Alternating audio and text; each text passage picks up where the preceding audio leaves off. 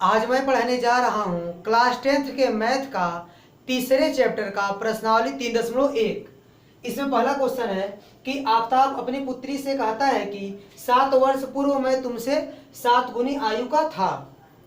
फिर इसके बाद बोलता है कि अब से 3 वर्ष बाद मैं तुमसे केवल 3 गुनी आयु का रह जाऊंगा।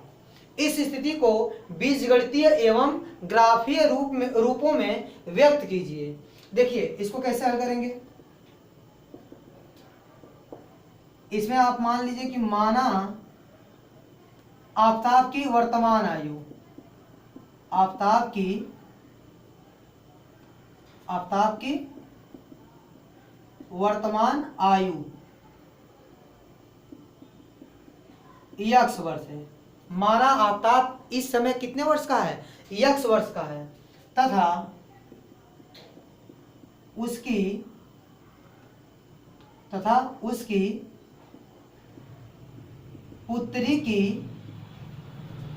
पुत्री की वर्तमान आयु क्या है, y वर्ष है। ठीक है। इसके बाद ये बोल रहा कि 7 वर्ष पूर्व, तो 7 वर्ष पूर्व दोनों की आयु निकाल लीजिए। देखिए इसलिए 7 वर्ष पूर्व, ठीक है, 7 वर्ष पूर्व आफताब की आयु क्या होगी, आफताब की आयु। ठीक है। तो 7 वर्ष पूर्व आफताब की आयु कितनी होगी। यदि इस समय आफताब x वर्ष का है तो 7 वर्ष पहले यह x माइनस 7 वर्ष का होगा। क्यों? क्योंकि 7 वर्ष पहले निकालना है, इसलिए क्या करेंगे, 7 घटा देंगे। यदि मान लीजिए इस टाइम कोई 18 वर्ष का है, यदि उससे पूछा जाए कि आप 7 वर्ष पहले कितने वर्ष के थे, तो इसमें से आप 7 घटा के बताएंगे कितना, 11 वर्ष। ठीक है। इस समय कोई यदि 18 वर्ष का है तो 7 वर्ष पहले कितने वर्ष का रहा होगा, वो 11 वर्ष का। कैसे मिला, 7 घटाने पर। इसी प्रकार 7 वर्ष पूर्व आफताब की आयु कितनी रही होगी, x माइनस 7 वर्ष, x माइनस 7 वर्ष, तथा 7 वर्ष पूर्व उसकी पुत्री की आयु, उसकी पुत्री की आयु। तो इस समय इसकी पुत्री y वर्ष की है, तो 7 वर्ष पहले y माइनस 7 वर्ष की रही होगी। ठीक है। 7 घटा देंगे तो 7 वर्ष पहले की आयु मिल जाएगी। फिर देखिए प्रश्नानुसार देखिए बोला कि 7 वर्ष पूर्व मैं तुमसे 7 गुनी आयु का था। कौन कह रहा है, आफताब अपने पुत्री से बोल रहा है कि मैं 7 वर्ष पूर्व तुमसे 7 गुनी आयु का था। देखिए जैसे एक चीज बता रहा हूं आपको, जैसे मान लीजिए यहाँ 10 है और यहाँ 2 है, तो 10 जो है वो 2 का 5 गुना है ना। 2 का आप 5 गुना करेंगे तब 10 मिलेगा आपको। तो जो 10 है वह 2 का क्या है, 5 गुना है। 5 गुना कौन है, 5 गुना यह है। तो 5 से गुणा आप उस साइड कीजिए इसमें, तो दोनों आपस में क्या हो जाएंगे, बराबर। इसी प्रकार आफताब बोलता है कि यह जो आफताब की आयु है वो कितना गुना है, अपनी पुत्री का आयु का 7 गुना है। बोलता है कि 7 वर्ष पूर्व मैं तुमसे 7 गुनी आयु का था। मतलब 7 वर्ष पूर्व जो आफताब की आयु थी वो उसकी पुत्री की आयु क्या थी, 7 गुनी थी। 7 गुनी कौन थे, यह। तो यह 7 गुना है, तो 7 से गुणा आप उस साइड कीजिए तो दोनों आपस में क्या हो जाएंगे, बराबर। ठीक है।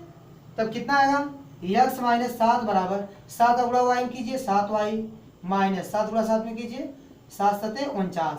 ठीक है। अब कितना आएगा x, अब 7y को इधर 75 कर दीजिए तो ये हो जाएगा माइनस 7y, प्लस 7y इस साइड आएगा तो माइनस 7y हो जाएगा। ये है माइनस 49, ये माइनस 7 हो जाएगा, क्या हो जाएगा, प्लस 7। अब देखिए x माइनस 7y बराबर, इसको हटा दीजिए कितना आएगा, माइनस 42। समीकरण नंबर 1 हो गया। ठीक है। देखिए इसके बाद फिर क्या है, इसका तो बोलता है कि अब से 3 वर्ष बाद, तो 3 वर्ष बाद दोनों की आयु निकाल लीजिए। देखिए 3 वर्ष बाद आफताब की आयु, आफताब की आयु कितनी होगी, 3 वर्ष बाद आफताब की आयु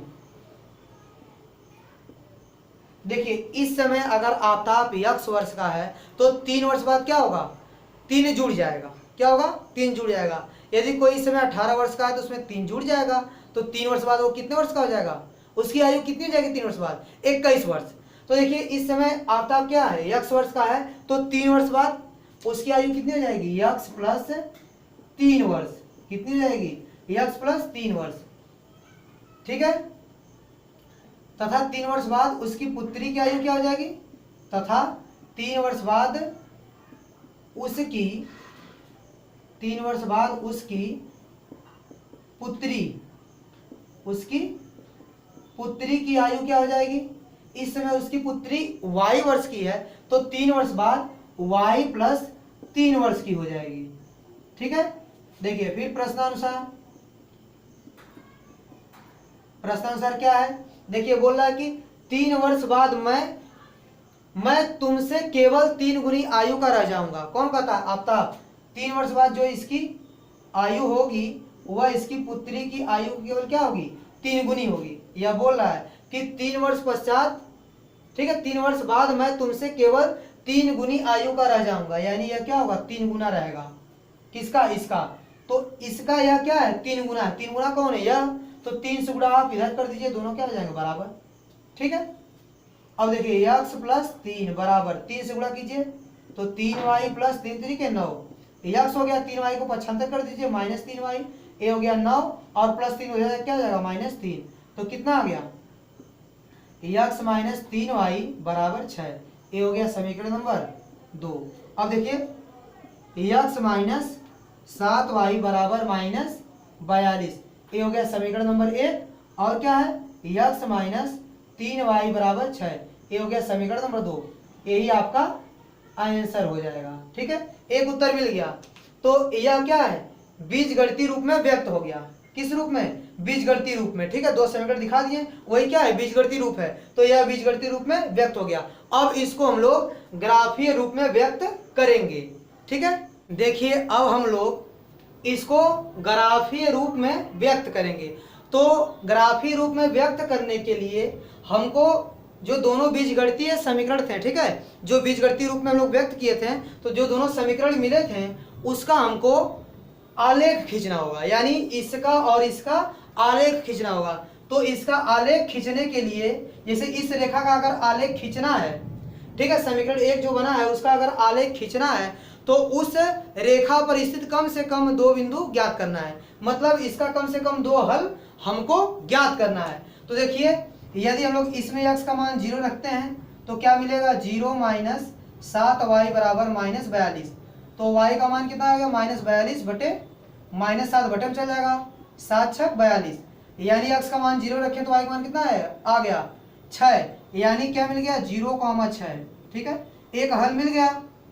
ठीक है, समीकरण 1 का एक हल मिल गया, क्या, 0,6। अब दूसरा हल भी ज्ञात कर लीजिए। चलिए y का मान यहाँ 7 रखिए, y का मान आप 7 रखिए। ठीक है, अपने सुविधा अनुसार आप x और y का मान कुछ भी रख सकते हैं, कोई भी वास्तविक संख्या रख सकते हैं। ठीक है, तो देखिए y का मान 7 रखिए तो x माइनस 7 गुणे 7 बराबर कितना हो गया, -42। तो ये हो गया कितना, -42 हो गया, और ये 7 7 49, ये -49 है, उस साइड जाएगा तो +49 हो जाएगा। तो कितना बचेगा, देखिए बचेगा 7। यानी x का मान 7, तो पहले x का मान लिखते हैं, कॉमा फिर y का मान, यानी 2 बिंदु मिल गया, कौन कौन, 0,6 और 7,7।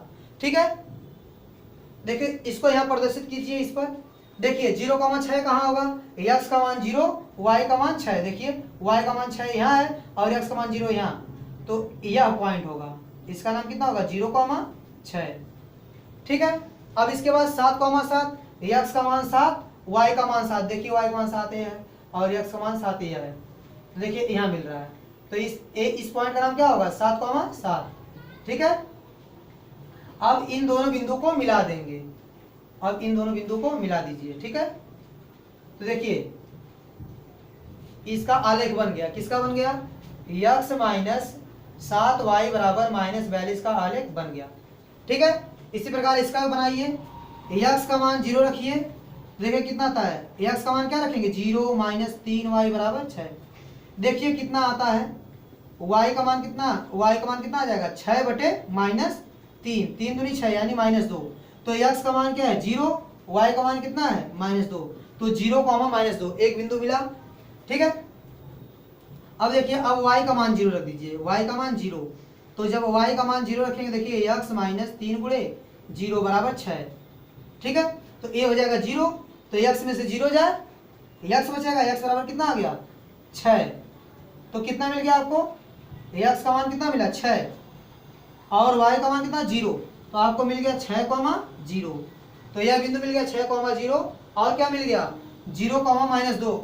तो 0 -2 कहाँ होगा, x का मान 0 और y का मान -2 यहाँ पर। ये हो गया आपका 0 -2 और ये क्या है 6, एक बिंदु और मिला है क्या 6,0, x का मान 6 y का मान 0, तो यही पॉइंट होगा 6,0। ये पॉइंट क्या है 6,0। ठीक है, दो बिंदु आपको मिल गया। देखिए इस रेखा पे स्थित दो बिंदु आपको मिल गया, एक बिंदु कितना है 0 -2 और दूसरा क्या 6,0। इन दोनों को आप मिला दीजिए। ठीक है, इन दोनों बिंदु को आप मिला के खींच दीजिए इस तरह। ठीक है, ठीक है, इन दोनों को आप खींच दीजिए इस तरह मिला के, तो यह ग्राफ बन गया। एक इसका ग्राफ बन गया, देखिए देखिए यह जो ग्राफ बना वह दूसरे समीकरण का बना। क्या नाम है इसका, x माइनस यह लिखते हैं x -3y बराबर 6। ठीक है, ये ग्राफ आगे जाके कहीं मिलेंगे। ठीक है, देखिए लग रहा है ना ये आगे जाके कहीं मिलेंगे। ठीक है, तो यह इसका क्या हो गया ग्राफीय रूप में व्यक्त हो गया। यह क्या हो गया ग्राफीय रूप में व्यक्त हो गया, या इसका ज्यामितीय निरूपण है। यह क्या है ज्यामितीय निरूपण है, या इसे क्या बोलेंगे ग्राफीय रूप में व्यक्त करना। तो हम इसको ग्राफ के रूप में व्यक्त कर दिए। ठीक है,